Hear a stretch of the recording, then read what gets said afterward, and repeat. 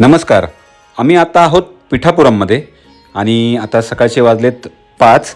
तर 5 नंतर या ठिकाणी अभिषेक सुरू होतो आणि अभिषेक झाल्यानंतर आरती होते. तर आरती घेतल्यानंतर आम्ही निघणार आहोत आजूबाजूचे मंदिरं पाहायला.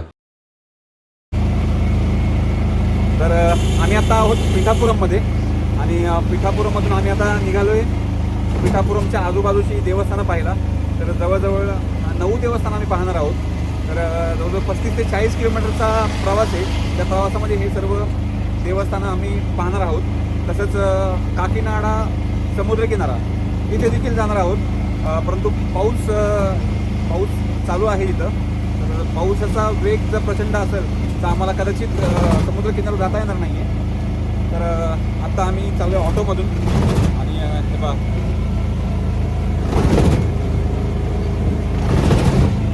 तर साधारण आम्ही ऑटोवाल्याला ठरवलं तेव्हा त्यांनी साधारण आम्हाला 2,500 रुपये सांगितले होते. पण त्यांनी कमी करून 2,200 रुपयेपर्यंत आला आणि 2,200 रुपयात आम्ही ही ट्रिप ठरवली आहे. तर पिठापुरमपासून 5 ते 10 मिनिटाच्या अंतरावर हे कुंतीमाधव मंदिर आहे. तर तेथे आपण आलो आहे. तर मंदिरात प्रवेश करताच पितळेचा एक भव्य तेजस्वीपणे चमकणारा खोल स्तंभ सर्वात आधी आपल्या नजरेस पडतो आणि त्याच्या पुढेच मुख्य मंदिर आहे. येथे सर्वीकडे मूर्त्यांचे फोटो किंवा व्हिडिओ काढण्यास मनाई आहे, परंतु मंदिराच्या बाहेरील बाजूस फोटो किंवा व्हिडिओ काढता येऊ शकतात. त्यामुळे आम्ही येथे पाया पडून बाहेर निघालो.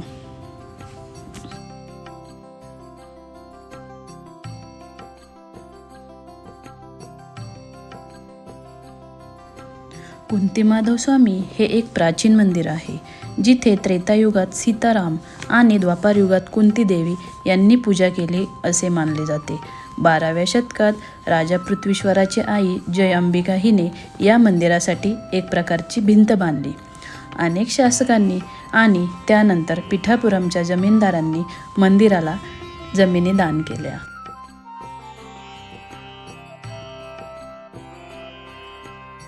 तर कुंतीमाधव मंदिराबद्दल थोडक्यात सांगते. पूर्वी जन्मीचा ब्राह्मण असलेल्या राक्षसाचा वध इंद्राने केला. त्याचे प्रायचित्त दाखल ब्रह्मदेवाने 5 माधव मंदिर बांधण्यास सांगितले. संपूर्ण भारत देशात ही 5 मंदिरे येथे आहेत.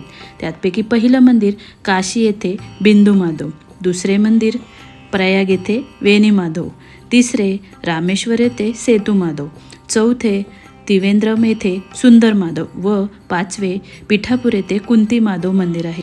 कुंती माधव मंदिराला दक्षिण काशी असेही म्हणतात.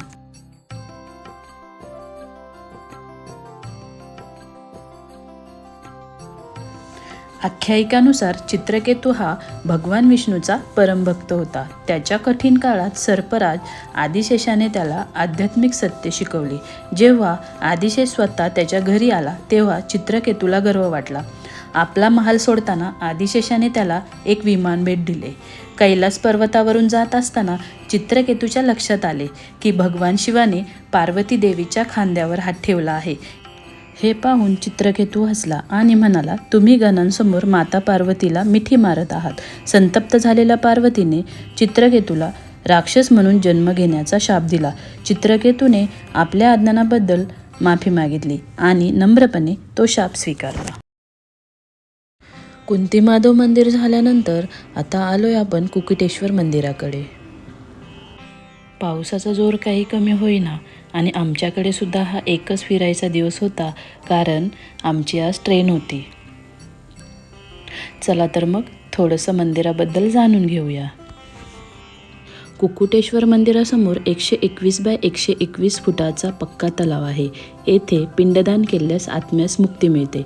मंदिराच्या आवारात मागील भागात 4 हात 3 शिरे असलेले आश्चर्यकारक स्वयंभू श्री दत्त मंदिर आहे.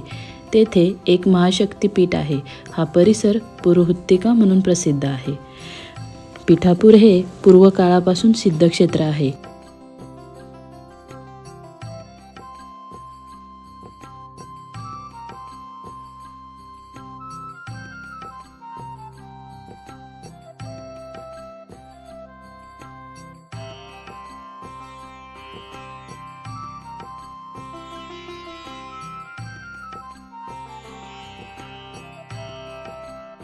गयासुराच्या शरीरावर देवतांनी यज्ञ केला तेव्हा त्यांचे मस्तक गयेला होते तर पाय पिठापूरला होते, म्हणून या क्षेत्रास पादगया असे म्हणतात. गयासुरास देवतांनी सांगितले होते की सूर्योदय होईपर्यंत उठायचे नाही.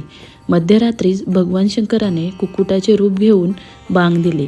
गयासूर सकाळ झाली समजून उठला आणि भगवंतांनी त्याचा उद्धार केला. ते कुक्कुटेश्वर देवस्थान पिठापुरात आहे.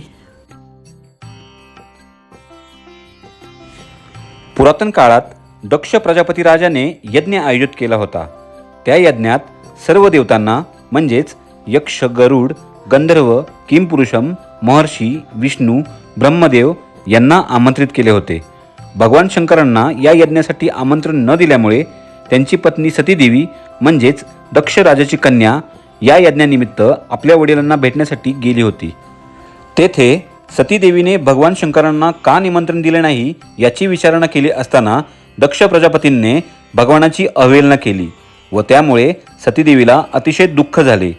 त्यावेळी दक्ष यज्ञात सतीदेवी आमंत्रित नसतानाही गेली व सतीने योगाग्नीने देहत्याग केला. भगवान शंकराने तो देह खांद्यावर घेऊन पृथ्वीवर तांडव करू लागले व भगवान विष्णूंनी सुदर्शन चक्राने त्या देहाचे खंड खंड केले. सतीदेवीच्या शरीराचे भाग अन्य ठिकाणी पडले.